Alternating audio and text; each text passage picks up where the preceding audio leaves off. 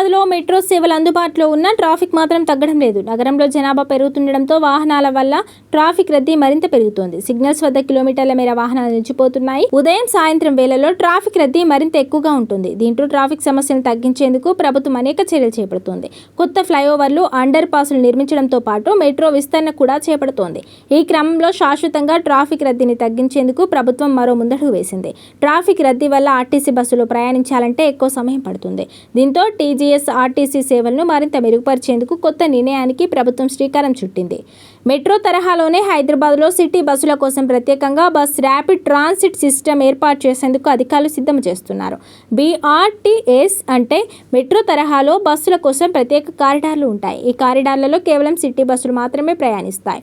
ఇతర వ్యక్తిగత వాహనాలు ఈ కారిడార్ నుంచి వెళ్లేందుకు అనుమతి ఉండదు. అలాగే ప్లాట్ఫామ్ పైనే ముందుగా ప్రయాణికులు టికెట్లు కొనుగోలు చేయాల్సి ఉంటుంది. దీనివల్ల బస్సు లోపల సమయం ఆదా అవుతుంది. కూడళ్ల వద్ద ప్రత్యేక ట్రాఫిక్ సిగ్నల్ వ్యవస్థతో బస్సులకు ప్రాధాన్యత ఇచ్చేలా అనుసంధానం చేస్తారు. దీనివల్ల బస్సులు ట్రాఫిక్ సిగ్నల్ వద్ద ఆగకుండా వెళ్తాయి. దీనివల్ల ప్రయాణికులకు ట్రాఫిక్ రద్దీ లేని ప్రయాణ సౌకర్యం తగ్గడంతో పాటు వేగంగా గమ్యస్థానానికి చేరుకోవచ్చు.